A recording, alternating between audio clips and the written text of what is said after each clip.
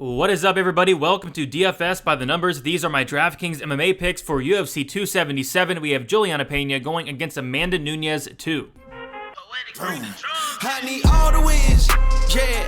Harder than all that is. You better move, you might get knocked out. Knocked out. You better move, you might get knocked out. Knocked out. You better move, you might get knocked out. Knocked out. And we are back for another DraftKings breakdown. This week, breaking down a very fun card. I'm actually really looking forward to this card from a DFS perspective. Lots of things sticking out, and as a whole, I do think the card should be good. Is a pay-per-view card. Maybe the prelims aren't the best. I think the main card's pretty good. So, as always, looking forward to it and looking forward to hopefully winning some money this week. Before we get started, guys, if you guys can please leave a like on the video, subscribe to the channel if you are not already. I'll be doing a live stream Friday, 7 o'clock p.m. Eastern Time. If you guys want to come in, ask me any questions, talk through the fights a little bit after those weigh-ins, and then I'll be going live Saturday, 2 hours prior to the prelims. Me, Narco Cop, Eric Betts Fights, and Uncle Weezy, we're going to be doing a 2-hour special for the pay-per-views going forward. So make sure you guys are subscribed so you not miss out on that. So a lot to talk about. I say we get right into it here. We're going to start, as always, with the fight doesn't go to decision lines. A lot of fights are expected to end inside the distance here on this card. Lots of wide lines for these fight doesn't go to decisions. The first one being Derek Lewis, Sergey Pavlovich, minus 610. Fight doesn't go to decision. They're all over it. I think this fight is about as 50-50 as you can get. I kind of lean more on the Pavlovich side myself. This guy is huge, has an 84-inch reach. He's going to have a 5-inch reach advantage against Derek Lewis. It's simple as this. I think somebody's getting knocked out. Probably in the very first round. I think you're going to want to have exposure to this fight, and I think the winner has that first round upside, obviously. So I'm going to have both sides here. I do slightly lean towards the 8,200 of Pavlovich, but you cannot count out Derek Lewis in a fight against anybody in the division. So going to have a ton of exposure in this fight, especially at those price tags. 8,200 for Pavlovich, 8,000 for Lewis. I think somebody does go down here. Next we have Morales. Fugit, minus 285. A fight doesn't go to decision. And we see, wide line here for the fight doesn't go, and rightfully so. Morales, an 86% finish rate. And then also Fugit, an 88% finish rate. Fugit has been finished in one of his 2 losses, and Morales has never been finished. Obviously, he is undefeated. So I personally think Morales does finish this fight very early and probably in the very first round. It's a tough matchup for Fugit coming in here on short notice, and just a very tough matchup for Fugit in general. I don't see Fugit having any success with the wrestling, with the grappling. I think on the feet, I favor Morales, and this guy hits hard. So I think Morales knocks out Fugit in the very first round. I do like me some Morales. I will not have a ton of Fugit. I think there's a lot of good pump plays this week, but Fugit is not one I really have my eyes on, honestly. So more so on the Morales side myself. Next, we have Pena. Nunes, minus 250. Fight doesn't go to decision, and another wide fight doesn't go to decision line here, but you can absolutely see why. Nunes, obviously a great finisher, 81% finish rate. And even Juliana Pena, a 73% finish rate. And then you take a look at their losses. Nunes has been finished in 4 of 5 losses, and then Juliana Pena has been finished in 3 of 4. So both these fighters are very good finishers. Both these fighters can absolutely be finished. I think Amanda Nunes is very live for an early finish if this fight does get extended. I do have some question marks at this point of her career, what she's going to look like as the fight goes on. We saw in her last fight, she completely fell off a cliff in that second round. That could potentially be the case here. I'm not really expecting it to be, but I do have my concerns. But Nunes is going to be the better fighter, at least when she's fresh. When she's fresh, she's better everywhere than Pena. But yeah, like I said, if this fight does get extended, I think it does get a little bit interesting. So I like Nunes for that early finish upside. And then, if Pena's still there after a couple rounds, if Nunes does start to slow down, I think Pena's live for a late finisher in her own right. So a fight where I do have both sides here, more so on the Nunes side myself. I feel like we are getting a massive discount from Amanda Nunes. Typically, she's like 9,500, 9,600. We're getting her at 9,200 here, and I'm going to be taking advantage of that. But yeah, I'm not going to completely count out Pena. I will have a decent amount of her as well as a pump play. All right, next we have Kosi going against Blood Diamond here, minus 240. Fight doesn't go to decision, and I think stylistically, I see why the fight doesn't go to decision is at minus 240. Both guys finishers. Kosi, 100% finish rate in both his wins and his losses. Never been to a decision in Orion Kosi. And stylistically, like I said, I think Kosi's going to have the wrestling advantage if he does get on top. Very dangerous with ground and pound, a couple submissions on his record as well. And then Blood Diamond, that kickboxing background, he's going to have a massive advantage on the feet. So I think Kosi's live for a TKO, a sub, and I also think the Blood Diamond Blood Diamond is live for a knockout on the feet as well. Just spams head kicks, and if one of those lands, Kosi could go out. So a fight that you are going to want to have both sides of. I am more on the Kosi side a good amount for that wrestling upside, for that finish upside. I'm not completely sold on the 3-1 Blood Diamond. All right, core plays here. Michael Morales, 9,500. He is the most expensive on the slate, and I like him quite a bit. I think he finishes this fight in the very first round. Great finisher, 86%. Good wrestling offensively. Great takedown defense. Is very physically strong. The guy's only 23. I think he has a huge ceiling. Fuga coming in here on short notice. Just a tough ask. Coming in here against a very dangerous, a guy with a lot of hype, in Michael Morales. This guy's like minus 600 on some books, and it's that hype, and rightfully so. He's only 23 years old. I think the sky's the limit for Michael Morales, and I think he finishes Fugit very early, so I'm going to have a good amount of Morales. I think the early finishes there, I think if he wants to go the takedown route, I think he can absolutely do so if he chooses, but I think he knocks out Fugit in the very first round. Next, Dontel Mays going against Hamdi Abdul-Wahab. And Dontel Mays is going to be much bigger. I think it's like 6'6", and Hamdi on paper it says he's 6'2", but I'm more convinced he's like 5'11". We'll have to see at the weigh-ins, but Mays is going to be much bigger. Mays has fought the better competition. Mays is the better striker. He's the better grappler. Hamdi does have an Olympic wrestling background, for what it's worth, but he just doesn't really offer much else. He's sloppy on the feet. He throws with power, and maybe he can knock out Mays early, but I think as the fight goes on, it heavily does favor Dontel Mays. He should be the fresher fighter. Mays a purple belt in BJJ. Mays much bigger, much longer. I think it's going to be really hard for Hamdi to go out here and just take down Mays and do it for 3 rounds. I think Mays eventually does find a finish at some point in that second or third round, and I think he does finish the 3-0 Hamdi Abdul-Wahab, who has fought the most sketchy level of competition I've ever seen in my life. So I like me some Mays, 8,500. A fight that should absolutely be targeted, though. Like, if Hamdi does win, it probably means he does either knock out Mays in the very first round, or he's able to take down Mays and do it for 3 rounds, which would equal a lot of points. So, a fight I think is a really good fight to target. I am more on the Mays side myself. Amanda Nunes, 9,200. Talked about it a little bit earlier. We don't typically see Nunes at this price, 9,200. Typically, we do see her much higher than that, a much bigger favorite. Especially in her last couple fights, we see her like minus 800, minus 900, minus 1,000 plus in some fights as well. And she's like minus 250, minus 260. And I guess the big question is, was the last fight a fluke?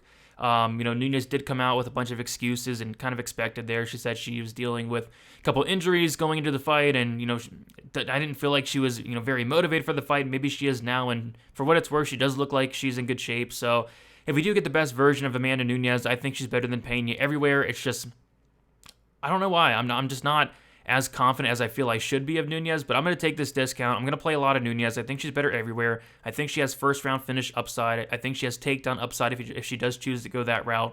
And again, we have seen Pena finish quite a few times. So I like Nunes here, 9,200, but like I said, I'm not completely ruling out Juliana Pena.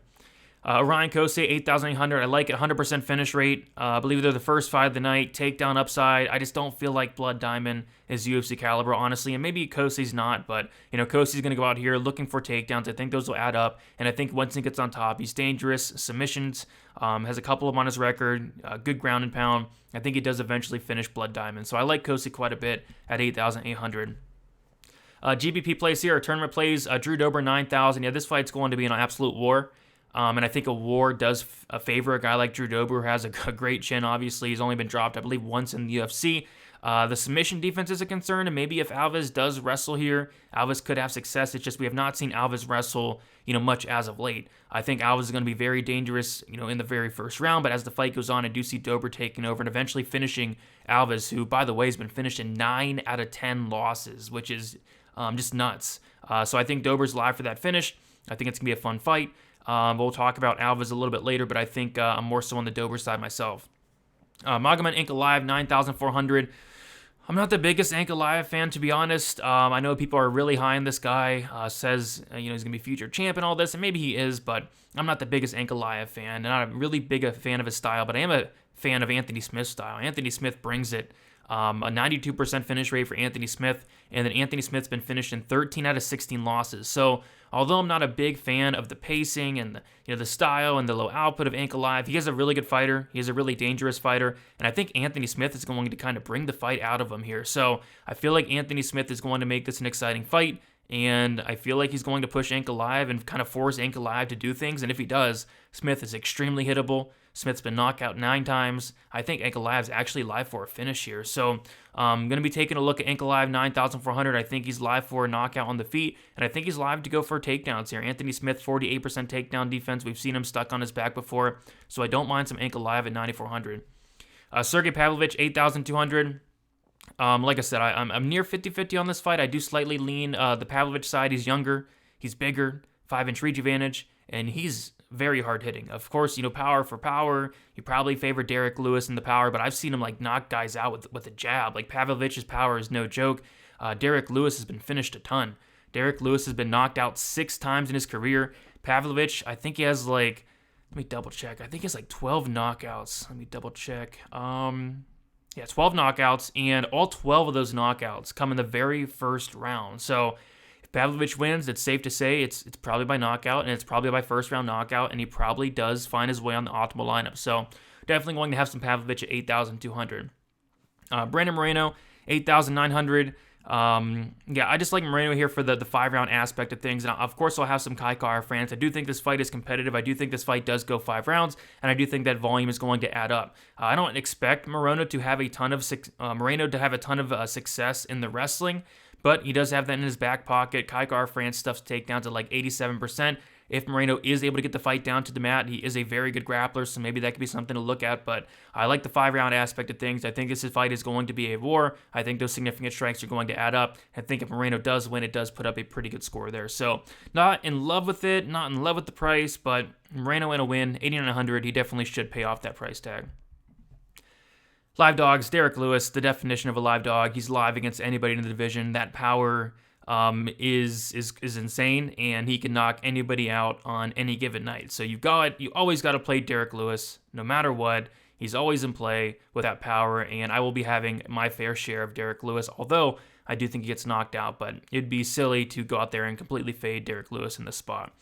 Nikolai Negumereanu, 7,800. It looks like he might flip to the favorite, actually, by fight time. Lots of money coming in on Negumereanu. A lot of people not sold on Eeyore, and I'm one of those people. I did not pull the trigger on Negumereanu. Kind of wish I would have. But, I feel like he's tough. He's durable. He's never been knocked out. He's going to have the cardio advantage. I feel like the wrestling is on the table if he does choose to go that route. I've seen Eeyore taken down. I've seen him slow down. Just honestly not impressed with a 20-2 Eeyore. And I think that record just really, really padded there, and I feel like Negumereanu, although I'm not impressed with him at all, he's fought the better competition. Definitely willing to take some shots on Negumereanu. I'm trusting the chin, the durability, the cardio, and potential wrestling upside for him. I don't mind him as a live dog. And then Alex Moreno, 7,600 going against Matt Simmelsberger. Yeah, I like this price for Moreno here. I think it's going to be a very close fight. You have Simmelsberger, who's going to bring the power. You have Moreno, who's going to bring the volume. Moreno's fought some very good competition. He's only been knocked out, I think, once or twice in his entire career. He's only been dropped twice. I know that by Nico Price. He was knocked down, and he was also knocked down by Chaos Williams. Simmelsberger does have some power. His 2 knockouts include wins over guys like Jason Witt and then Martin Sano, who, looking back at it, not all that impressed with them. I'd be very impressed if Simmelsberger did knock out Moreno, but Moreno's a dog. He has a good chin. He's going to throw a lot of volume, and if he does win, I feel like he does put up a good score. Another bonus would be Moreno grappling here. Moreno is a black belt in BJJ for what it's worth. He doesn't really go that route all too often. Would like to see him use that here. Not completely expecting it, but if he did, that'd be a nice bonus there. So don't mind Moreno. I think this fight does play out pretty close. And then Blood Diamond, 7,400. Kosi, the gas tank scares me. And then the striking scares me. Blood Diamond's going to have an advantage on the feet. If Blood Diamond is able to get his way, stuff the takedowns, work his way back up, get Kosi tired, on the feet, Blood Diamond is going to have a significant advantage. He has some power. He has those head kicks that he spams. And if one of those lands, he can definitely get a knockout. So I'll have my fair share of Blood Diamond. More so on the Kosi side. I think Kosi has more upside, but if Blood Diamond is able to stuff the takedowns, keep it on the feet, he will be live for that KO. Pump plays here, and there's 2, and there's a couple more that I'll just name off, but yeah, lots of live dogs and pump plays that do stick out this week. Kai Kara-France, 7,300. I like the 5-round aspect of things. I think it will be competitive. I like the takedown defense of Kai Kara-France. I like the power of Kai France. Morono's never been knocked out, never been submitted. He has been dropped, I think, 4 or 5 times in the UFC, so maybe Kai France can land a knockdown here. I don't think he finishes Brandon Moreno. That'd be insane if he did, but I think at the very least it does go 5 rounds. I think it is competitive. I think it does stuff the takedowns if they come, and I think it does land a good amount of volume. Kai France does land almost 5 significant strikes per minute compared to Moreno, who does land about 3.5. So I don't mind a shot on Kai France as far as the pump play goes, especially at 7,300. I think it'll be closer than the line does indicate, and those salaries do indicate. Rafael Alves, 7,200. Yeah, if you're playing Alves, you're looking for that first round finish. Alves is a good finisher. He has a 75% finish rate. Drew Dober has been finished 5 times, 4 by submission. If Alves does go and get this fight down to the mat early on, like he could be very live for a submission. On top of that, Dober is hittable. He does rely on his chin. It did get cracked in his last fight against McKinney. Maybe Alves can hurt Drew Dober. This is going to be a firefight. This is going to be a war, and a win from Alves would not shock me. And if he does win, it's probably in that first round. So we'll have some punch shots on Rafael Alves just because of how dangerous he is. And then some other dogs I want to mention. There's a ton. Juliana Pena is going to be very popular, which kind of scares me away. But I will have some Pena as far as a pump plate goes. What else we got here? Not really going to touch Anthony Smith much. Hamdi Abdul-Wahab, I think, is a sneaky play potentially. If he does win, expect a lot of takedowns or a first-round knockout. Rafa Garcia could be interesting. If he wins, he probably gets a lot of takedowns, although I do like Close to win that fight. Other than that, that is about it. So, yeah, lots of exciting plays this week. Should be a really fun slate. Just throw the fade out there. Jocelyn Edwards, 8,300. It's just really hard to play this fight in general. If anything, I'll probably play some Kim, if anything, because she is extremely high volume. And if they do count those significant strikes for Kim, she probably does score well. But, yeah, just not going to get to Jocelyn Edwards here. No takedown upside, no finish upside. I think the fight doesn't get the decisions plus 350, something crazy like that. So just no reason to play Jocelyn Edwards here. But you guys, that is about it. Thank you guys so much for watching. If you do want more content, be sure to sign up on dfsbythenumbers.com. You got the optimizer, you got the DFS article, you got projections, rankings, all the good stuff. Access to Discord, lots of great stuff on there. Be sure to check it out. And yeah, should be a fun week. Looking forward to it. Really like this week from a DFS perspective, and hopefully get a takedown here. So that's about it, guys. Leave a like on your way out, subscribe, all the good stuff. And we'll talk to you guys very soon.